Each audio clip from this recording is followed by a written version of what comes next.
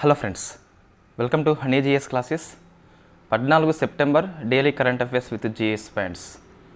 So ఈరోజు మనకి కనీసం ఒక 20+ ఆర్టికల్స్ వార్తల్లో ఉన్నాయి. అందులో science and technology others, so very famous mpox కోసం అని చెప్పేసి WHO ఫస్ట్ వ్యాక్సిన్ని ఆమోదించింది. సో ఒక నందా అని చెప్పేసి హిందీ భాష లోపల ఒక AI మోడల్ వార్తల్లో ఉంది. సో అటువంటి మనకి కొన్ని వార్తల్లో వచ్చినాయి. డిఫెన్స్లో ఎక్సర్సైజ్ కక్కడు అని చెప్పేసి అటువంటి కొన్ని మనకి వార్తల్లో వచ్చినాయి. స్పేస్ లోపల కొన్ని వార్తల్లో వచ్చినాయి. కాబట్టి సో ఈరోజు క్లాస్లో సైన్స్ అండ్ టెక్నాలజీ వార్తలు ఎక్కువ ఉన్నాయి. ఏపీపీఎస్సీ గ్రూప్ 2 మెయిన్స్ వాళ్ళు బాగా ఫోకస్ చేయాలి. టీజీపీఎస్సీ గ్రూప్ 2 కోసం అని చెప్పేసి కూడా ఫోకస్ చేయాలి. మన ఎగ్జామ్ నవంబర్ డిసెంబర్లో ఉన్నది కాబట్టి సెప్టెంబర్ అక్టోబర్ 2 మాసాల కరెంట్ అఫైర్స్లో వచ్చిన ప్రతి అంశాన్ని డిస్కస్ చేయాలి, అధ్యయనం చేయాలి. అంతకుముందు అవసరమే, బట్ ఆగస్టు, సెప్టెంబర్, అక్టోబర్ ఈ 3 మాసాలే బాగా ఫోకస్ చేయాలి. సో ఫస్ట్ చూస్తే సెప్టెంబర్ 14న హిందీ దివస్ అని చెప్పేసి జరుపుకుంటాం. వై సెప్టెంబర్ 14th అంటే 1949 సెప్టెంబర్ 14న మనము హిందీని అఫీషియల్ లాంగ్వేజ్గా ఆమోదించుకుంటాము మున్షీ అయ్యంగార్ ఫార్ములా ప్రకారము. సో ఇంగ్లీష్ ఉండాలన్నా, హిందీ ఉండాలన్నా, నేషనల్ లాంగ్వేజ్ ఉండాలన్నా, ఇవన్నీ చర్చలు జరిగినాయి. మనం క్లాస్ చేసి ఉన్నాము 2022 ఇయర్లో. నిన్న నైట్ గ్రూప్లో పోస్ట్ చేసిన. సో అది చూస్తే మీకు వాట్ ఈస్ అని చెప్పేసి అర్థమవుతుంది. ఇక్కడ చూస్తే సెప్టెంబర్ 14th ఎందుకని చెప్పేసి గుర్తుపెట్టుకోవాలి. ఈసారి 2024 సెప్టెంబర్ 14 కాబట్టి సో 75 ఇయర్స్ అయిపోయింది. సో ఇది మనకి ప్రశ్న వస్తే రావచ్చు. మున్షీ అయ్యంగార్ ఫార్ములా మధ్య మార్గంగా హిందీని అఫీషియల్ లాంగ్వేజ్గా గుర్తించారు. ఎంత 15 ఏళ్ల పాటు అమల్లో ఉంటుందని చెప్పేసి తర్వాత 1963లో మనకు సో అఫీషియల్ లాంగ్వేజ్ యాక్ట్ అని చెప్పేసి దీన్ని కంటిన్యూ మనం చేస్తున్నాము. హిందీ అండ్ ఇంగ్లీషు 2 భాషల్లో కూడా కంటిన్యూ చేస్తున్నాము. అయితే 10th జనవరి చూస్తే ఇది వరల్డ్ హిందీ దివస్ అండి. సో అది మనం కన్ఫ్యూజ్ కావద్దు. సో 10th జనవరి అనేది వరల్డ్ హిందీ దివస్ అని చెప్పేసి జరుపుకుంటాం. Next September 14th world first aid day. So ప్రథమ చికిత్స దినం అని చెప్పేసి పిలుస్తాం. ఇది కూడా one of the famous day అండి. థీమ్ ఏంటి? First aid and sports, ready set respond theme తీసుకోవడం జరిగింది. సో నెక్స్ట్ మనకి పాలిటీ ఆర్టికల్ వస్తుంది. ఢిల్లీ ముఖ్యమంత్రి, సో అరెస్ట్ చేయబడ్డ ఫస్ట్ ముఖ్యమంత్రి అరవింద్ కేజ్రీవాల్కి సుప్రీంకోర్టు అయితే బెయిల్ ఇచ్చింది. సో అది వెరీ ఫేమస్ అండ్ కంపల్సరీ గుర్తుపెట్టుకోవాలి. అయితే బెయిల్ ఇచ్చిన నేపథ్యం లోపల జస్టిస్ ఉజ్జాల్ బుయన్, సుప్రీంకోర్టు యొక్క జడ్జి, ఒక వ్యాఖ్య చేస్తాడు సిబిఐ మీద. సిబిఐ ఇక మీదట ఆయన పంజరం నుంచి బయటపడాలని చెప్పేసి వ్యాఖ్య చేస్తాడు. సో ఈ నేపథ్యంలో మనం ఏం గుర్తుపెట్టుకోవాలి అంటే సుప్రీంకోర్టు ఇంతకుముందు very famous case Colgate case. Colgate means మనకి పేస్ట్ కాదు, ఇక్కడ బొగ్గుల కుంభకోణం కేసు అని చెప్పేసి 2013లో సుప్రీంకోర్టు చెప్తుంది సిబిఐని. ఇట్ ఈస్ కేజ్డ్ ప్యారెట్, పంజరంలో చిలుక అంటది. తన యజమాని పలుకులు వల్లించే పంజరంలో చిలుక వంటిదని చెప్పేసి సిబిఐని వ్యాఖ్యానిస్తుంది. కాబట్టి ఈ కోల్గేట్ కేసు మనం గుర్తుపెట్టుకోవాలి. వెరీ ఫస్ట్ టైం సుప్రీంకోర్టు వ్యాఖ్యానించింది కాబట్టి. సో అప్పుడు ఎవరు అంటే జస్టిస్ ఆర్ఎం లోధా అని చెప్పేసి ఉండే. సో అప్పుడు ఆర్ఎం లోధా 3 బెంచ్ అది, ఇప్పుడేమో ఉజ్జల్ బుయాన్. సో ఇద్దరు కూడా సుప్రీంకోర్టు జడ్జిలు సిబిఐని ఈ చిలుక వంటిదని చెప్పేసి వ్యాఖ్యానం చేయడం జరిగింది. సో సిబిఐ మనకి ఫ్రీక్వెంట్గా వార్తల్లో వస్తుంది కాబట్టి అది వెరీ వెరీ ఫేమస్ అండి. సో నెక్స్ట్ చూస్తే ఈ ఆర్టికల్ ఎకనామిక్ కిందకి వస్తుందండి. ఏంటి అంటే సో ఫారెన్ ఎక్స్చేంజ్ రిజర్వ్, విదేశీ మారక నిల్వలు ఆర్బీఐ అనేది సంరక్షణకర్తగా పనిచేస్తుంది, నిల్వ చేస్తుంది కదా. ఎంత వచ్చింది మనకు సెప్టెంబర్ 6th నాటికి? సో సెప్టెంబర్ ఫస్ట్ వీక్ ముగిసే నాటికి చూస్తే $689.235 బిలియన్ వచ్చింది. ఇంతవరకు చూస్తే మనకి ఆల్ టైమ్ హై అండి. కాబట్టి కంపల్సరీ ఈ ఫిగర్ గుర్తుపెట్టుకోవాలి. సెప్టెంబర్ 6th అని చెప్పేసి అవసరం లేదు, సెప్టెంబర్ ఫస్ట్ వీక్ ఎండింగ్ కల్లా అని చెప్పేసి గుర్తుపెట్టుకోవాలి. 689.235 it is all time record. విదేశీ మారక నిల్వల్లో ఇదే హైయెస్ట్ అని చెప్పేసి చెప్పొచ్చు. సో ఇది జిఎస్ పాయింట్ ఆఫ్ వ్యూలో చూస్తే మనం చాలాసార్లు డిస్కస్ చేసి ఉన్నాము. ఫారెక్స్ రిజర్వ్ కిందకి ఏమి వస్తాయి అంటే ఫారెన్ కరెన్సీ అసెట్స్ వస్తాయి, విదేశీ ఆస్తులు అని చెప్పేసి, డాలర్స్ అని చెప్పేసి, ఆ పౌండ్ స్టెర్లింగ్ అని చెప్పేసి ఉంటాయి కదా. సో మన విదేశీ కరెన్సీ లోపల మనం నిల్వ చేసుకుంటాం కదా, అది ఎఫ్సిఏ కిందకి వస్తుంది. సెకండ్ది గోల్డ్, థర్డ్ది special drawing rights, fourth reserve position with IMF, అంటే ఐఎంఎఫ్లో కోటా ఉంటుంది కదా, సో అది. ఈ 4 ఉంటాయి మొత్తం మీద. సో మన ప్రశ్న వస్తుందండి, ఈ 4 నిల్వల్ని హైటు లో మనము ఆర్డర్లో పొందుపరచమని చెప్పేసి ప్రశ్న వస్తుంది కొన్నిసార్లు. అప్పుడు మనకి ఇదే ఆర్డర్లో వస్తుందండి. So FCA, gold, SDR, reserve tranche with IMF అని చెప్పేసి పిలుస్తాం. లేదా లో నుంచి హై అంటే ఈ విధంగా వస్తుంది. సో ప్రశ్నల యొక్క సరళి మారుతుంది, మన ప్రిపరేషన్ సరళి అదే విధంగా ఉండాలి. కాబట్టి ఎప్పటికైనా ప్రీవియస్ పేపర్స్ గమనిస్తూ ఉంటే క్వశ్చన్ ట్రెండ్ అర్థమవుతుంది, మన ప్రిపరేషన్లో ఏమైనా మార్పులు ఉంటే ఈజీగా చేసుకోవచ్చు.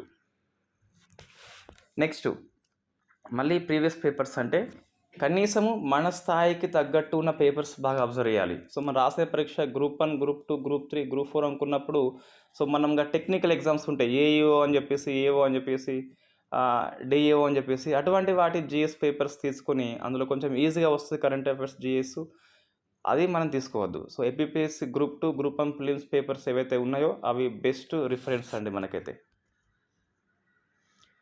నెక్స్ట్ ఇది స్పేస్ కిందకి వస్తుందండి. సో ఈ క్వశ్చన్ నేను ఎక్స్పెక్ట్ చేస్తున్నాండి హీలియం గురించి.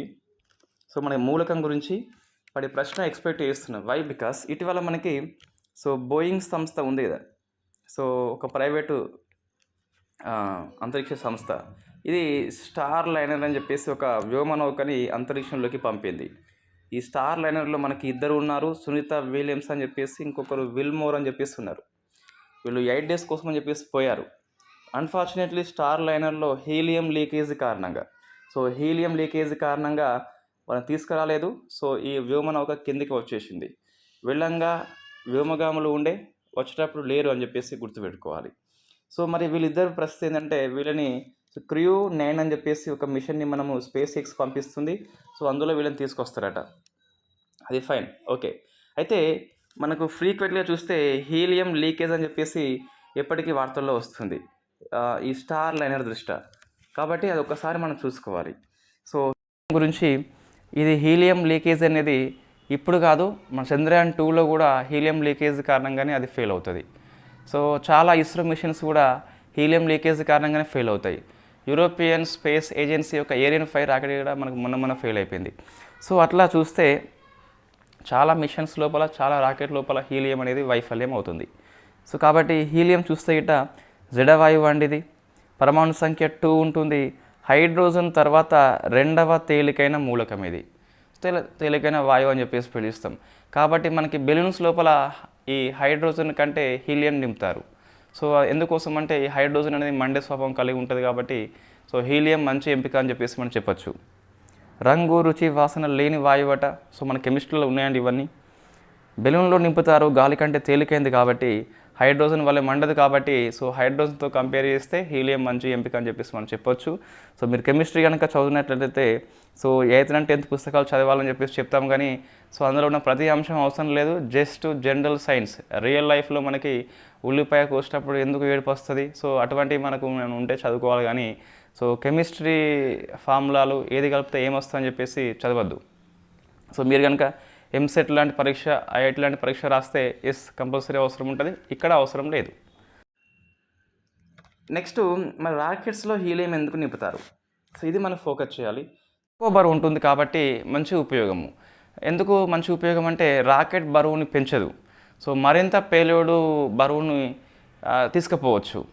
ఇక్కడే ఇదే బరువు ఎక్కువైతే పేలోడ్ బరువు తగ్గించాల్సిన అవసరం ఉంటుంది. సో మనకి లిఫ్ట్ ఉంటుంది కదండి, లిఫ్ట్ యొక్క కెపాసిటీ ఉంటుంది, సో రాకెట్ యొక్క కెపాసిటీ ఉంటుంది. ఇది పెద్ద వాయువు మనకి బరువు ఉన్నట్లయితే ఈ పేలోడ్ బరువు తగ్గించాల్సిన అవసరం ఉంటుంది. ఇదే మనకు బరువు తక్కువ ఉంటే పేలోడ్ బరువు ఎక్కువ ఉంచవచ్చు. సో అందుకోసం అని చెప్పేసి ఇది ఉపయోగిస్తారు. సో మన లో బాయిలింగ్ పాయింట్ ఉంటుంది, తక్కువ మరిగే స్థానం ఉంటుంది. అంటే అర్థమైంది అంటే మన రాకెట్ యొక్క ఫ్యూయల్స్ అనేవి లో టెంపరేచర్లో నిల్వ చేస్తారు జనరల్గా. సో అప్పుడు కూడా ఇది వాయువులాగా ఉంటుందండి. ఎక్కువ మరిగే స్థానం ఉంటే వాయువులాగా ఉండదు కాబట్టి దీన్ని ఉపయోగిస్తాం. మళ్ళీ నాన్ రియాక్టివ్, ఇది జడవాయువు కాబట్టి రియాక్షన్ ఉండదు కాబట్టి, సో రాకెట్లో ఉన్న ఇతర పదార్థాలతో రియాక్షన్ ఉండదు కాబట్టి ఎక్కువ దీన్ని మనం ఉపయోగిస్తాం. సో ఇది హీలియం అని చెప్పేసి గుర్తుపెట్టుకోవాలి. విశ్వంలో మనకి విరివిగా దొరికే 2వ అతిపెద్ద మూలకం అని చెప్పేసి కూడా పిలుస్తాం. సో మనకు భూమి చాలా తక్కువ ఉంటుంది హీలియం వాయువు, కాబట్టి హీలియం లీకేజ్ని మనం ఈజీగా ఐడెంటిఫై చేయవచ్చు. నెక్స్ట్ మరొక ఇంపార్టెంట్ స్పేస్ ఆర్టికల్ వార్తల్లో ఉన్నదండి. సో ఇది చూస్తే ఇండియా ఫస్ట్ ఏరోస్పైక్ రాకెట్ ఇంజన్ని సక్సెస్ఫుల్గా విజయవంతంగా పరీక్షించింది. సో ఏరోస్పైక్ రాకెట్ ఇంజన్ సాంకేతికత ప్రపంచంలో ఇంకా పూర్తిగా ప్రయోగాత్మకంగా ఉంది, కానీ వినియోగ దేశంలో అయితే మనకు కనిపించదు. సో దీన్ని స్పేస్ ఫీల్డ్ సంస్థ ప్రయోగించింది. సో కంపల్సరీ గుర్తుపెట్టుకోవాలండి, ఇది వెరీ ఫేమస్ అండి. చంద్రయాన్ 2, 3, ఆదిత్య L1, గగన్యాన్ ఎంత ఫేమసో ఈ ఏరోస్పైక్ రాకెట్ ఇంజన్ అంతకంటే ఎక్కువ ఫేమస్. కరెంట్ అఫైర్స్లో ఉంది అండ్ వెరీ ఇంపార్టెంట్ ఇస్రోలో వచ్చే అప్డేట్స్ కాబట్టి. సో స్పేస్ ఫీల్డ్ అని చెప్పేసి గుర్తుపెట్టుకోవాలి. ఈ స్పేస్ ఫీల్డ్ అనేది ఏ రకమైన సంస్థ అంటే Indian institution of science Bengaluru యొక్క ఇంక్యుబేటర్ స్టార్టప్. అంటే ఈ స్పేస్ ఫీల్డ్కి IISc బెంగళూరు వాళ్ళు సపోర్ట్ చేస్తున్నారు. ఇది టెస్టింగ్ చేసిన ప్రదేశం ఎక్కడ అంటే మనకు కర్ణాటకలో ఉన్న IISc ప్రొపల్షన్ టెస్ట్ ఫెసిలిటీ అని చెప్పేసి అక్కడ టెస్ట్ చేయడం జరిగింది. సో మనం ఈ ప్లేస్ గుర్తుపెట్టుకోవాలి. ఈ ఇంజన్ని మనము టైటానియం గ్రేడ్ 5తో తయారు చేశాము. క్వశ్చన్ పెద్దగా వచ్చినప్పుడు ఇందులో వచ్చిన 3 వస్తాయండి. ఇది సంస్థ పేరు, ఇదేమో ఇంక్యుబేటరు, ఇదేమో ఎక్కడ టెస్టింగ్ అని చెప్పేసి, ఇది ఏ పదార్థం అని చెప్పేసి. సో మనకి ఏరోస్పైక్ ఇంజన్ అంటే అర్థమైంది, ఇది one of the rocket engine అండి. జనరల్లీ మనకి రాకెట్ ఇంజన్ అనే ఉపయోగిస్తాము స్పేస్లోకి పోవాలంటే. వై? బికాస్ ఇది O2ని తీసుకెళ్తుంది. జెట్ ఇంజన్ అనేది O2ని తీసుకెళ్ళదు, అట్మాస్ఫియర్ నుంచి బ్రీత్ చేస్తుంది. కాబట్టి జెట్ ఇంజన్ని మనం రాకెట్లో ఉపయోగించము. ఎందుకోసం అంటే O2ని తీసుకెళ్ళదు కదా, వాతావరణం దాటిపోతే O2 ఉండదు కాబట్టి సో వాళ్ళకి అవకాశం ఉండదు, ఆ ఇంజన్ మండదు కాబట్టి పని చేయదు. కాబట్టి ఈ రాకెట్ లోపల మనము రాకెట్ ఇంజన్ను ఉపయోగిస్తాం సింపుల్గా. అయితే దీంట్లో ఏరోస్పైక్ అనేది మామూలు రాకెట్ ఇంజన్తో కంపేర్ చేస్తే కొంచెం అడ్వాన్స్డ్ టెక్నాలజీ కలిగి ఉంటుంది. ఎట్లా అంటే వివిధ ఎత్తులకు సర్దుబాటు చేసుకుంటుంది. అది పేన ఎత్తును బట్టి ఆ పనితీరులో మార్పు రాకుండా ఎఫెక్టివ్గా పనిచేసేలా మార్పులు చేసుకుంటుంది ఏరోస్పైక్ ఇంజన్స్ అనేది. ఏ వాతావరణ పరిస్థితుల్లో అయినా మనం లాంచ్ చేసుకోవచ్చు. చాలాసార్లు మనము ఈరోజు 542 అని చెప్పేసి ప్రయోగం అనుకుంటాము, వాతావరణం సరిగ్గా లేక రేపటికి పోస్ట్పోన్ చేస్తాం. అటువంటివి జరుగుతాయి మామూలు రాకెట్ ఇంజన్ లోపల. ఇది ఉన్నప్పుడు అటువంటివి జరగదండి. ఇది కనుక ఒకసారి వినియోగంలోకి వస్తే గిట్ట సో మంచి విజయవంతంగా మనం చాలా రాకెట్ని ప్రయోగం చేసుకోవచ్చు. నెక్స్ట్ వాతావరణ పీడనం సంబంధం లేకుండా, అంటే గాలి పీడనం సంబంధం లేకుండా వెళ్ళే గాలి వేగాన్ని బట్టి ఇది సర్దుబాటు చేసుకుంటుంది, ఎత్తు బట్టి సర్దుబాటు చేసుకుంటుంది, వాతావరణం యొక్క పరిస్థితి బట్టి కూడా సర్దుబాటు చేసుకుంటుంది. సో కాబట్టి మొత్తం మీద మన జనరల్ రాకెట్తో కంపేర్ చేస్తే ఏరోస్పైక్ రాకెట్ యొక్క ఉపయోగం చాలా ఎక్కువ ఉంటుంది. ప్రజెంట్ డెవలప్మెంట్ స్టేజ్లో మాత్రమే ఉన్నది. ఇంతవరకు మనం దీన్ని ఉపయోగించలేదని చెప్పేసి గుర్తుపెట్టుకోవాలి. ప్రపంచంలో కూడా ఏ కంట్రీస్ కూడా పూర్తిగా ఏరోస్పైక్ రాకెట్ ఇంజన్ని ఉపయోగించిన సాంకేతికత ఇంకా లేదు. అన్ని కంట్రీస్ డెవలప్మెంట్ స్టేజ్లో మాత్రమే ఉన్నాయి. ఇది వెరీ ఫేమస్ అండి, బాగా ఫోకస్ చేయండి, ప్రశ్న వస్తుంది కంపల్సరీ. సో నెక్స్ట్ చూస్తే డిఫెన్స్ ఆర్టికల్ మనం జొరవర్ ట్యాంక్ అని చెప్పేసి డిస్కస్ చేసినాం ఆల్రెడీ డిఫెన్స్ కరెంట్ అఫైర్స్లో. ట్యాంక్ దగ్గర చెప్పలేదు, డిఫెన్స్ కరెంట్ అఫైర్స్ అంటేనే 80% static portion is equal to daily current affairs. So చాలాసార్లు మళ్ళీ ఇవే వస్తాయండి. సో ఏంటిది? తేలికపాటి యుద్ధ ట్యాంకు, బరువు 25 టన్స్ ఉంటుంది. దీన్ని DRDOతో పాటు లార్సన్ అండ్ టూబ్రో డిఫెన్స్ సంస్థ డెవలప్మెంట్ చేసింది. ఇది మనం గుర్తుపెట్టుకోవాలి. వాయు మార్గంలోనూ దీన్ని తరలించేందుకు అవకాశం ఉంటుందట. సో చైనా సరిహద్దుల్లో మోహరించారు, తూర్పు లడఖ్ ప్రాంతంలో మోహరించారని చెప్పేసి గాల్వన్ లోయ ఉదంతం దృష్టిలో సో చైనా మనకి ఎక్కువ యుద్ధం ఉంటుంది కాబట్టి ఆ ప్రాంతంలో ఈ ట్యాంక్ని ఎత్తైన ప్రదేశాలకి తీసుకుపోవచ్చు కాబట్టి మోహరించారు. సో జొరవర్ ట్యాంక్ అని చెప్పేసి DRDO LNT అని చెప్పేసి గుర్తుపెట్టుకోవాలి.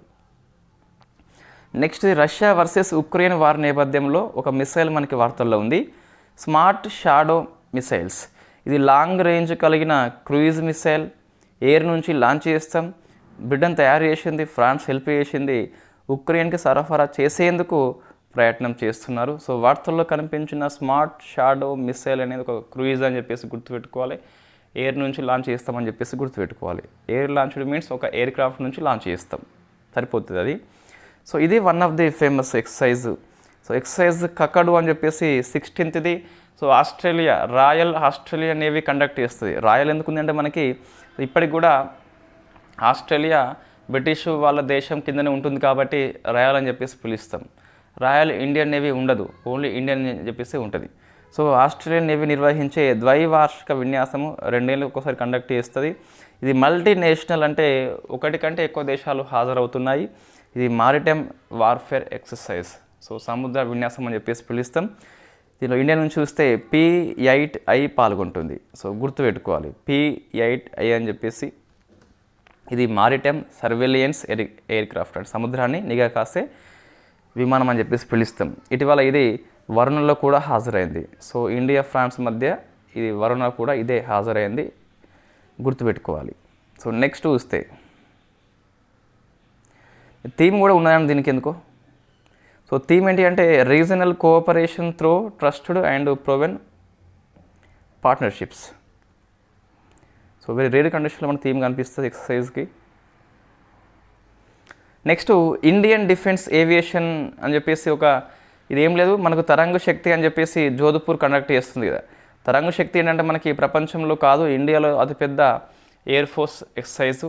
దీనికి పక్కపొంటి ఒక చిన్న సమ్మిట్ పెట్టుకున్నారు ఏవియేషన్ వాళ్ళు, అది జోధ్పూర్లో అని చెప్పేసి గుర్తుపెట్టుకోవాలి. నెక్స్ట్ ఇది ఫేమస్ అండి. సో మనకి ఈరోజు ఎక్కువ PIB న్యూసే ఉన్నాయి వార్తల లోపల. వినేత్ర అని చెప్పేస్తున్నది. వినేత్ర మీన్స్ మనకి అది సాంస్క్రిట్ వర్డ్ అండి. సో అర్థం ఏంటంటే మనకి ట్రైనింగ్ అని చెప్పేసి వస్తుంది. ఏం ట్రైనింగ్ ఇస్తుంది అంటే సబ్మెరైన్ ఎస్కేప్ ట్రైనింగ్ అని చెప్పేసి, జలంతర్గామి నుంచి ఎలా తప్పించుకోవాలని చెప్పేసి ట్రైనింగ్ ఇస్తుందట. దీన్ని మనం కమిషన్ చేసుకున్నాం. ఇక్కడ అంటే ఈస్టర్న్ నావల్ కమాండ్ విశాఖలో ఉన్న INS శాతవాహన్ దగ్గర కమిషన్ చేసుకున్నాము. దీన్ని ఈ వినేత్రని L&T డిఫెన్స్ వాళ్ళు నిర్మించారని చెప్పి గుర్తుపెట్టుకోవాలి.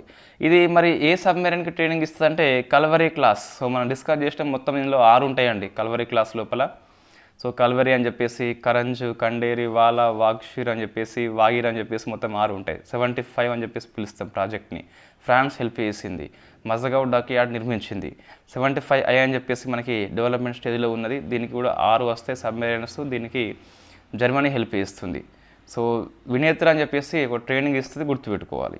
సో చూడండి డిఫెన్స్ ఆటలు చాలా ఉన్నాయి, అన్నీ ఫేమస్సే. సైన్స్ అండ్ టెక్నాలజీ అదర్స్ కిందకి వస్తాయండి. దీనిలో మనకి ఒక 5 to 6 ఆర్టికల్స్ వార్తల్లో ఉన్నాయి. ఫస్ట్ OpenAI 01 అని చెప్పేసి ఉన్నది. ఏంటిది?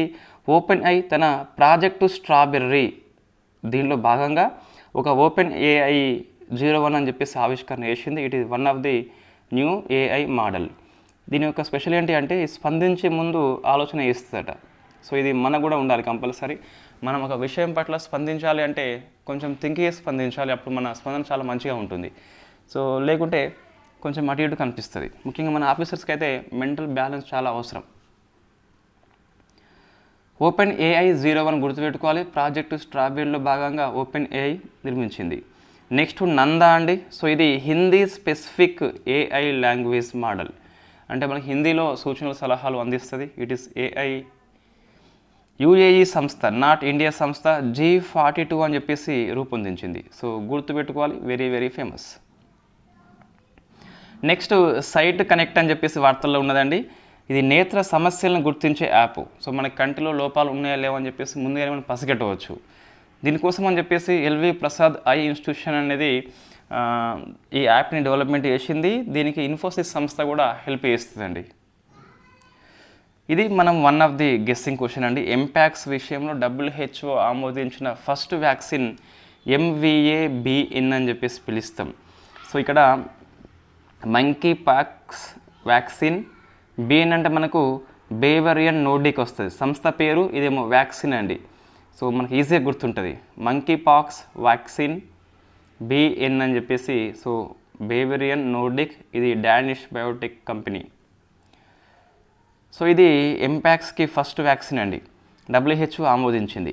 అయితే గుర్తుపెట్టుకోవాలి, ఇంతవరకు ఎంపాక్స్కి వ్యాక్సిన్ లేదా అంటే there is big no. Yes ఉన్నాయి, అయితే మషూచి వ్యాక్సిన్స్ని మాత్రమే వాడుకునేది. మషూచి లక్షణాలు ఎంపాక్స్ లక్షణాలు సేమ్ ఉంటాయి కాబట్టి మషూచి వ్యాక్సిన్స్ అన్నిటిని కూడా ఎంపాక్స్కి ఉపయోగించారు, ఫలితాలు కూడా ఇచ్చినాయి. ఇది ఎంపాక్స్ యొక్క స్పెసిఫిక్ దానికోసం అని చెప్పేసి ఇది ఫస్ట్ అని చెప్పేసి పిలుస్తాం. సో 18 ఏళ్ళ కంటే ఎక్కువ వాళ్ళకి ఇస్తారు, 2 డోస్ ఇస్తారు, ఇంజెక్ట్ చేస్తారు 4 వీక్స్ గ్యాప్తోని. సో ఎంపాక్స్ ఇది కూడా WHO అనేది గ్లోబల్ హెల్త్ ఎమర్జెన్సీగా ప్రకటించింది. గుర్తుపెట్టుకోవాలి, MVA-BN అనేది బేవేరియన్ నోర్డిక్ సంస్థ తయారు చేసిన WHO ఆమోదించిన ఫస్ట్ ఎంపాక్స్ వ్యాక్సిన్. మరి మనకి వ్యాక్సిన్ మనం డిస్కస్ చేస్తే ఒకటి గుర్తుపెట్టుకుంటే దీని టెక్నాలజీ ఏంటి అంటే ఇది ఎంపాక్స్ వైరస్తో తయారు చేయలేదు. సో ఇది వేరే వైరస్, మనకి వ్యాక్సినా వైరస్. సో గుర్తుపెట్టుకోవాలండి, పేపర్లో రాదు ఇటువంటిది, మనం గుర్తుపెట్టుకోవాలి. సో వ్యాక్సినా వైరస్, దీన్ని మోడిఫై చేసిండ్రు. సో మోడిఫై చేస్తే మనం ఏమంటామంటే నేరుగా అదే వైరస్ ఉపయోగించుకోకుండా మనకు తక్కువ హాని కలిగించే వైరస్ను ఉపయోగించి తయారు చేసిండ్రు. దీన్ని వైరస్ వెక్టార్ అని చెప్పేసి పిలుస్తాం. So virus vector based vaccine ఒక రకం అండి. ఎగ్జాంపుల్ మనకి కోవిషీల్డ్ ఉంది కరోనా వ్యాక్సిన్ లోపల. సో కోవిషీల్డ్ వాస్తవంగా మనం కరోనాను ఉపయోగించి తయారు చేయలేదు. సో ఇక్కడ చింపాంజీ యొక్క వైరస్ను ఉపయోగించి తయారు చేస్తున్నాం. ఈ చింపాంజీ వైరస్ మనకి ఎడెనో వైరస్, ఇది జలుబు కలిగిస్తుంది మనుషుల లోపల, మనకు హాని కలిగించదు, ఇది తెలిసిన వైరస్ ఇది. దీన్ని ఉపయోగించి మనం కోవిషీల్డ్ తయారు చేసుకున్నాం, మోడిఫైడ్ చేసుకున్నాం మనం. దీన్నే వైరస్ వెక్టర్ అని చెప్పేసి పిలుస్తాం. మోడిఫైడ్ చేసుకుంటే వైరస్ వెక్టర్ అని చెప్పేసి పిలుస్తాం. అదే మన కోవాక్సిన్ చూస్తే ఇది కరోనా వ్యాక్సిన్ కరోనాను ఉపయోగించి తయారు చేయడం జరిగింది. సో మనకి ఆల్రెడీ మీకు బేసిక్స్ నేను చెప్పి ఉన్న వ్యాక్సిన్స్ విషయంలో మనం స్పేస్ టెక్నాలజీ ఈరోజు విజయవంతంగా పూర్తి చేసుకున్నాం. సో నెక్స్ట్ మనకు న్యూక్లియర్ ఎనర్జీ అని చెప్పేసి మనం ఇంతవరకు దీన్ని క్లాస్ చేయలేదండి. అంటే కరెంట్ అఫైర్స్లో భాగంగా వచ్చింది కానీ స్పెసిఫిక్గా జిఎస్ పాయింట్ ఆఫ్ వ్యూని లింకప్ చేస్తూ చేయలేదు. ఎకనామీ చేయలేదు, అంటే 24 ఇయర్లో చేయలేదు ఎకనామీ. మనం 23rd ఇయర్లో మనం ఎకనామీ ఎప్పుడు చేయలేదంటే that is a big wrong అండి. మనం 22nd ఇయర్లో చేసినాం ఎకనామీ, 23rd ఇయర్లో కూడా ఎకనామీ చేసినాం, సబ్జెక్ట్ వైజే చేసినాం మనం ఆల్రెడీ. అయితే జిఎస్ని టచ్ చేస్తూ పోయినాం. ఓకే, ఇప్పుడు న్యూక్లియర్ ఎనర్జీ అని చెప్పేసి చాలామంది ఏపీపీఎస్సీ వాళ్ళకి రిక్వెస్ట్ ఉంది కాబట్టి సో దాన్ని మనం ఒక స్పెషల్ క్లాస్గా చేస్తాం, అందులో ఇదంతా వస్తుంది. Okay, next so nuclear policy అని చెప్పేసి సిటీబీటీ అని చెప్పేసి చాలా రకాల ఒప్పందాలు అందులో వస్తాయండి. న్యూక్లియర్ స్టేజ్లో మనకి మొత్తం 3 దశలు ఉంటాయని చెప్పేసి ఏది ఏంటని చెప్పేసి డిస్కస్ చేద్దాం. న్యూక్లియర్ ప్లాంట్స్ ఏమి ఉంటాయని చెప్పేసి డిస్కస్ చేద్దాం. So next India's first green hydrogen వాలే ప్రాజెక్టు. సో ఇది పూణేలో మనం ఏర్పాటు చేసుకున్నాం. ఎలా ఉందో అలాగే వర్డ్స్ గుర్తుపెట్టుకోవాలి. సో దీన్ని జెన్సోల్ ఇంజనీరింగ్ను ఒక సంస్థ హెల్ప్ చేస్తుంది, మ్యాట్రిక్స్ గ్యాస్ అని చెప్పేసి ఏర్పాటు చేసుకున్నాయి. సో ఫస్ట్ గ్రీన్ హైడ్రోజన్ వాలే ప్రాజెక్టు లోపలంటే మనకి పూణే అని చెప్పేసి వస్తుంది. మన ఇదే మంత్ లోపల మరొకటి వార్తల్లో ఉంది. ఈ జెన్సోలును ఈ మ్యాట్రిక్స్ గ్యాస్ అనేవి భారతదేశంలో మొట్టమొదటి బయో హైడ్రోజన్ ప్రాజెక్ట్ని స్టార్ట్ చేసినాయి. అంటే మనకి ఆవు పేడ కానీ అటువంటి వ్యర్థాలు కానీ తయారు చేసి ఉపయోగించి హైడ్రోజన్ క్రియేట్ చేస్తున్నాయి. అదే మనం బయో అని చెప్పేసి పిలుస్తాం. ఇప్పుడు ఏంటి జెన్సోల్ మ్యాట్రిక్స్ గ్యాస్ అనేది ఫస్ట్ గ్రీన్ హైడ్రోజన్ వాలే ప్రాజెక్టును, ఫస్ట్ బయో హైడ్రోజన్. ఇది ఓల్డ్ కరెంట్ అఫైర్స్, ఇదేమో రీసెంట్. ఇది ఓల్డ్ మీన్స్ ఇదే మంత్లో మనకు వచ్చింది. నెక్స్ట్ ఇవి 2 జాగ్రఫీ కిందకి వస్తాయి, 2 మనకి పిఐబి న్యూస్ అండి. మహాసముద్రం శక్తి అని చెప్పేసి ఉన్నది. సముద్రంలో శక్తి వనరుల యొక్క అట్లాస్ ఇది. ఎంతవరకు మనకు చూపిస్తుంది అంటే సో ఎక్స్క్లూజివ్లీ ఎకనామిక్ జోన్ వరకు చూపిస్తుంది. దీన్ని ఇన్కాయ్ సంస్థ డెవలప్మెంట్ చేసింది, హైదరాబాద్ సంస్థ అది. India first non suburban metro అని చెప్పేసి సో వందే మెట్రో ట్రైన్ని భూజ్ నుంచి అహ్మదాబాద్ వరకు పిఎం మోడీ గారు స్టార్ట్ చేయడం జరిగింది అహ్మదాబాద్ లోపల. సో ఇటు నుంచి ఇటు పోయింది ఫస్ట్, సో నెక్స్ట్ డే నుంచి ఇటు వస్తుంది. సో మనం గుర్తుపెట్టుకోవాలి, ఫస్ట్ వందే మెట్రో ట్రైన్ని పిఎం మోడీ గారు అహ్మదాబాద్ లోపల సో భూజ్ నుంచి అహ్మదాబాద్ వరకు వెళ్ళే ట్రైన్ అని చెప్పేసి పిలుస్తాం. సో ఇక్కడ మనకు చూస్తే ఏ పదం ఫస్ట్ కొత్తగా అనిపిస్తుంది? సో నాన్ సబ్ అర్బన్ అని చెప్పేసి కొత్తగా అనిపిస్తుంది. జనరల్లీ మనకి రైల్వే స్టేషన్స్ అనేవి 3 రకాలు ఉంటాయండి. కొత్త పదం వచ్చినప్పుడు కంపల్సరీ నేర్చుకోవాలి, సబ్జెక్టు యొక్క పదజాలం మనకి ఇంప్రూవ్మెంట్ అవుతుంది. రైట్, ఏంటి నాన్ సబ్ అర్బన్ అంటే దీని తెలుగు పదం అంటే ఏముండదండి. సో మొత్తం మీద స్టేషన్స్ 3 రకాలు ఉంటాయి. అందులో ఒకటేమో నాన్ సబ్ అర్బన్ గ్రూపు, అంటే ఇటువంటిది. దీనిలో చాలా ఎక్కువ మంది ప్రయాణికులు ప్రయాణం చేస్తారు, ఎక్కువ దూరం వెళ్ళే ట్రైన్స్ ఉంటాయి. ఇక్కడ కొంచెం తక్కువ మంది సబ్ అర్బన్ గ్రూప్ అని చెప్పేసి ఉంటుంది. ఇంకా తక్కువ మంది ఓన్లీ హాల్టింగ్ మాత్రమే ఉంటుంది. సో ఇవి స్టేషన్ యొక్క ప్రయాణికుల సంఖ్య కావచ్చు, వాడి కెపాసిటీ కావచ్చు, దాన్ని బట్టి మొత్తం 3 రకాలు ఉంటాయి. నాన్ సబ్ అర్బన్ అని చెప్పేసి, అర్బన్ అని చెప్పేసి ఉంటుంది. సో ఇంకోటి హాల్ట్ అని చెప్పేసి ఉంటుంది, లేదా హాల్టింగ్ అని చెప్పేసి పిలుస్తాం. అవి స్టేషన్ యొక్క టైప్ అండి.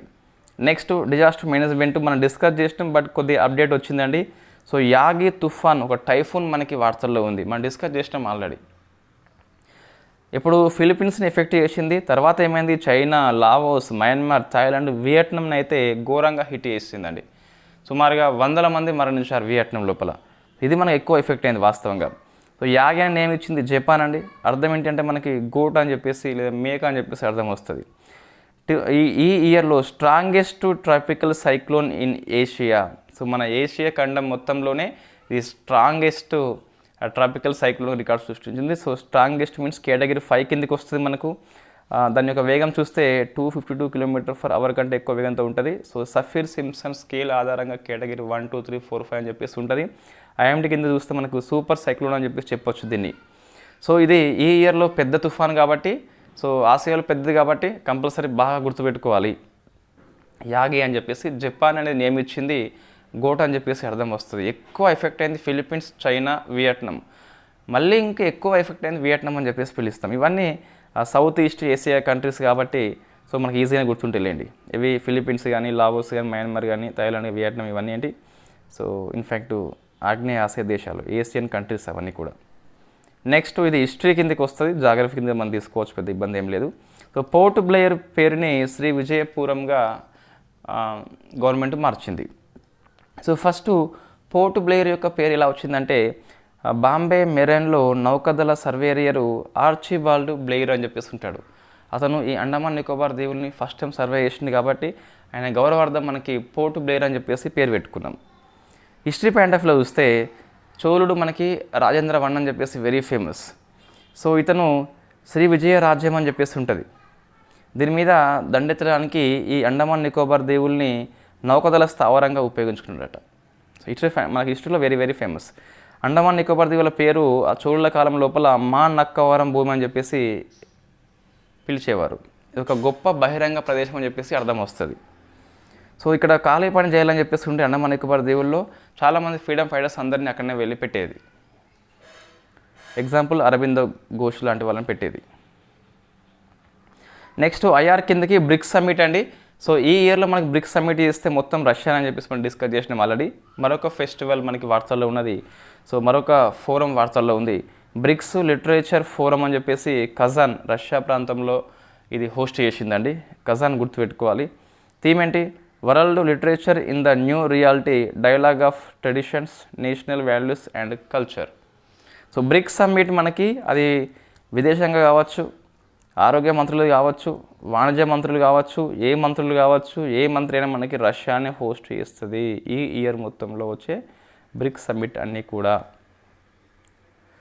సో నెక్స్ట్ ఇంటర్నేషనల్ అఫేర్స్లో మనకి మెక్సికో కంట్రీ వార్తల్లో ఉన్నదండి.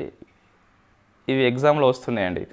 ఒక వరల్డ్ కంట్రీ ఏదన్నా ఒక రీఫార్మ్ తీసుకొస్తే, సో అమ్మాయిల వయసు తగ్గించడం కానీ, పెంచడం కానీ, ఎలిజిబిలిటీ వాళ్ళకి లీగలైజ్ ఇవ్వడం కానీ, ఇటువంటి మనకి ఎగ్జామ్లో వస్తున్నాయి కాబట్టి సో న్యాయమూర్తులను నియామకం ద్వారా కాకుండా ఓటింగ్ ద్వారా ఎన్నుకునే ప్రక్రియని ప్రవేశపెడుతున్న ఫస్ట్ కంట్రీ అండి. సో అన్ని స్థాయిలో సుప్రీంకోర్టు, హైకోర్టు, లోయర్ కోర్ట్స్ అన్ని స్థాయిల్లో ఉన్న జడ్జెస్ని ఓటింగ్ ద్వారా ఎన్నుకుంటున్నారట. ఇంకోటి ఎస్సీ పరిమాణాన్ని, సుప్రీంకోర్టు పరిమాణాన్ని 11 నుంచి 9 తగ్గించిందండి. సో వాళ్ళ సంఖ్య 11 ఉండే 9కి తగ్గించింది. So some issues are there. ఎందుకోసం అంటే ఫర్ ఎగ్జాంపుల్ వీళ్ళు ఎన్నికయ్యారనుకోండి, పదవి కాలము 6 years అనుకోండి, జస్ట్ ఉత్తగా చెప్తున్నా మామూలుగా. 6 కాదు, అక్కడ ఎంత ఉందో మనకు తెలియదు కానీ మెక్సికో లోపల 6 అనుకోండి. ఇప్పుడు ఒక న్యాయమూర్తి ఇతను 5 years ఒక 6 months అయిపోయింది. నెక్స్ట్ మళ్ళీ ఎన్నికల్లో పోటీ చేస్తేనే గెలిస్తేనే న్యాయమూర్తి ఉంటాడు. ఈయన దగ్గర వెరీ ఫేమస్ కేసు ఉన్నది. సో ఈ ఫేమస్ కేసులు తీర్పు ఎలా ఇస్తారండి? సో న్యాయం పరంగా ఇవ్వకుండా ప్రజాదరణ ఎలా ఉందో ఆ విధంగా ఇచ్చే అవకాశం ఉంటుంది. అంటే న్యాయ వ్యవస్థ యొక్క ఇండిపెండెన్సీ మనకి క్వశ్చన్ మార్కులో పడిపోతుంది. సో ఇది మనకు వెరీ ఫేమస్ అండి. సో మీకు చిన్నగా అనిపిస్తుంది కానీ ఈ రీఫార్మ్ చాలా బ్యాడ్ రీఫార్మ్ అని చెప్పొచ్చు. ఎన్నికలు అనే అంశం వచ్చింది అంటే అప్పుడు ప్రజాభిప్రాయం ఏమున్నదో, ప్రజా ఆమోదం ఏముందో దాని వైపు నాయకులు మొగ్గు చూపుతారు జనరల్గా. ఏది న్యాయము ధర్మం కంటే సో ప్రజా ఆమోదం దేనికి ఉన్నది? ఎస్. నెక్స్ట్ ఇప్పుడు రంగిన్ మచ్చలు అని చెప్పేసి గవర్నమెంట్ యాప్ ఇది. సో పిఐబి న్యూస్లో మనకు వచ్చింది, చాలా పిఐబి న్యూస్ ఉందండి దీంట్లో. ఏం లేదు, జస్ట్ ఈ మత్స్యకారులకు కావచ్చు, లేదా చేపల పెంపకం వాళ్ళకి కావచ్చు, అక్వేరియం వాళ్ళకి కావచ్చు, ట్రైనింగ్ అనేది ఇస్తుందండి 8 భాషల లోపల. దీన్ని భువనేశ్వర్లో ఉన్న ICAR యొక్క central institution of fresh water aquaculture వాళ్ళు ప్రారంభం చేయడం జరిగింది. సరిపోతుంది, పెద్దగా ఫోకస్ చేయడం అవసరం లేదు. స్వచ్ఛతా హీ సేవ అని చెప్పేసి ఒక క్లీనింగ్ ప్రోగ్రామ్ ఇది. 2 లక్షల ప్రదేశాల్లో కండక్ట్ చేస్తాట. థీమ్ ఏంటి? 4 Sలట. స్వభావ, స్వచ్ఛత, సంస్కారం అని చెప్పేసి తీసుకోవడం జరిగింది. నెక్స్ట్, ఇది one of the famous summit మనకు. ఇది UNO యొక్క జనరల్ అసెంబ్లీ 79th సెషన్ అండి. ప్రశ్న వస్తుంది, ఫోకస్ చేయాల్సిన సమ్మిట్ ఇది. న్యూయార్క్ హోస్ట్ చేస్తుంది. సో ఈ సమావేశానికి అధ్యక్షుడిగా వస్తే ఫిలేమన్ యంగ్ అని చెప్పేసి కామెరూన్ కంట్రీ. సో మన ఆఫ్రికా దేశాల వాళ్ళు ఉన్నప్పుడు ప్రపంచ సంస్థలకి అధ్యక్షులుగా వెరీ వెరీ ఫేమస్ క్వశ్చన్. మహిళలు, నల్ల జాతీయులు ఉన్నప్పుడు బాగా గుర్తుపెట్టుకోవాలి. థీమ్ పెద్దగా ఉంది, leaving no one behind. So ఎవరిని వదిలిపెట్టదట. దేంట్లో? Acting together for the advancement of peace, sustainable development and human dignity for present and future generations అని చెప్పి తీసుకుని జరిగింది. మొత్తం మీద లీవింగ్ నో వన్ బిహైండ్, ఎవరిని వదిలిపెట్టదట. సో అందరినీ తీసుకుంటుందట. నెక్స్ట్ 2 నియామకాల వార్తల్లో ఉన్నాయి, ఒకటి స్కిప్ చేయవచ్చు. ఐస్లాండ్ అంబాసిడర్గా పి రవీంద్ర వచ్చిండు, బట్ మనకి ఇది అంతగానో అవసరం లేదు. సశస్త్ర సీమా బల్ SSB, one of the central armed police forces, director జనరల్గా అమృత్ మోహన్ ప్రసాద్, AM ప్రసాద్. గుర్తుపెట్టుకోవాలి, వెరీ వెరీ ఫేమస్ అపాయింట్మెంట్ ఇది. సో ఇది ఈరోజు కరెంట్ అఫైర్స్ అండి. ఈరోజు కరెంట్ అఫైర్స్లో ఏ స్కిప్ చేసేది లేదు. ఈ ఒక్కటి రవీంద్ర కాకుండా మిగతా అంతా అవసరమేమండి. ప్రతిదీ కూడా ఎగ్జామ్లో రావచ్చు. ప్రతిదీ మనం దీన్ని కరెంట్ ఇష్యూ కింద చేయవచ్చు వాస్తవంగా. అంటే నెంబర్ ఆఫ్, ఇప్పుడు పోర్ట్ ప్లేయర్ ఉందనుకోండి, దీన్ని మన జాగ్రఫీ కింద తీసుకొని, ఉనికి విస్తరణ కింద తీసుకొని ఎక్స్ప్లెయిన్ చేయవచ్చు. లేకుంటే విజయపురం అని చెప్పేసి ఆ హిస్టరీలో ఇటీవల పేరు మార్చిన ఏంటి, ఔరంగాబాద్ పేరు ఏంటి అంటే చెప్పేసి అట్లా మనం చేయవచ్చు. సరే, ఇది మీరు ఆన్సర్ చేయండి. సో ఔరంగాబాద్ పేరుని ఇటీవల ఏ విధంగా మార్చారు? సో నెక్స్ట్ చూస్తే యాగి తుఫాన్, మనం దీన్ని కరెంట్ ఇష్యూ కింద తీసుకొని క్లాస్ చేయవచ్చు. సో తుఫాన్ల వర్గీకరణ అని చెప్పేసి, వాటి వేగం బట్టి అని చెప్పేసి, తుఫాన్లకి ఎలా పేరు పెడతారని చెప్పేసి మనం డిస్కస్ చేసి చాలాసార్లు. So non sub urban metro very famous. First green hydrogen వల్లే ప్రాజెక్ట్ అనేది వెరీ ఫేమస్. సో ఇది ఫస్ట్ వ్యాక్సిన్ అండి ఎంపాక్స్కి. సో వ్యాక్సిన్ రకాలు ఏంటని చెప్పేసి చాలా రకాలు ఉంటాయి. వైరస్ వెక్టర్ అని చెప్పేసి, రీకాంబినేషన్ అని చెప్పేసి, ప్రోటీన్ సబి అని చెప్పేసి, MD RNA vaccine, DNA vaccine అని చెప్పేసి చాలా ఉంటాయి. అవన్నీ మనం చేయవచ్చు వాస్తవంగా. సైడ్ కనెక్ట్ పెద్దగా అవసరం లేదు. సో నంద అనేది అవసరం. ఇట్లా వార్తల్లో ఉన్న AI టూల్స్ అని చెప్పేసి మనం దీన్ని డిస్కస్ చేయవచ్చు కరెంట్ ఇష్యూ కింద. ఇది కూడా దాని కిందకి వస్తుంది. సో వినేత్ర మనకి సబ్మెరీన్స్ అని చెప్పేసి డిస్కస్ చేయవచ్చు. ఎక్సైజ్ కక్కడు, వార్తల్లో ఉన్న విన్యాసాలు అని చెప్పేసి 3-4 months తీసుకొని ఏవో కొన్ని చెప్పవచ్చు, 20 minutes అట్లా. వార్తల్లో ఉన్న మిసైల్స్ చెప్పవచ్చు, యుద్ధ ట్యాంకులు అని చెప్పేసి చెప్పొచ్చు. ఇది ఫస్ట్ కాబట్టి ఏరోస్పైక్ రాకెట్ ఇంజన్ అని. రాకెట్ ఇంజన్లు ఇలా పనిచేస్తాయి, జెట్ ఇంజన్స్ ఇలా పనిచేస్తాయి, ఏది భూ వాతావరణంలో పనిచేస్తుంది, ఏది స్పేస్లోకి వెళ్తుంది, వాట్ ఇస్ ద డిఫరెన్స్ అని చెప్పేసి చేయవచ్చు. హీలియం, ఇటీవల స్టార్ లైనర్లో హీలియం లీకేజ్ జరిగింది. సో హీలియం యొక్క ప్రాముఖ్యత ఏంటి, రాకెట్లో ఎందుకు హీలియం ఉపయోగిస్తారు తెలుసుకోండి మీరు అని చెప్పేసి పెట్టచ్చు. సో ఫారెక్స్, ఇండియా యొక్క RBI హిస్టరీ మొత్తంలోనే అతిపెద్ద విదేశీ మార్కెట్ నిల్వలు అని చెప్పేసి, సో మీకు తెలుసు అని చెప్పేసి చేయవచ్చు కరెంట్ ఇష్యూ కింద. అరవింద్ కేజ్రీవాల్కి బెయిల్ అని చెప్పి సుప్రీంకోర్టు పంజరం అని చెప్పేసి వ్యాఖ్యానం చేసి CBIని. ఓకే, ఇది ఫైన్ అండి. మొత్తం మీద ఈరోజు 1 question 2 question తప్పనిసరిగా వస్తుంది. సో ఇది బాగా ఫోకస్ చేయండి కరెంట్ అఫైర్స్ని. Thank you very much. Sunday current affairs ఈరోజు ఇంకో క్లాస్ చేసే అవకాశం దాదాపు లేదు. సో రేపు మనం సండే మండే కలిపి డిస్కస్ చేద్దాం. ఇవన్నీ సాటర్డే కరెంట్ అఫైర్స్, ఇవన్నీ కూడా మొత్తం సాటర్డే.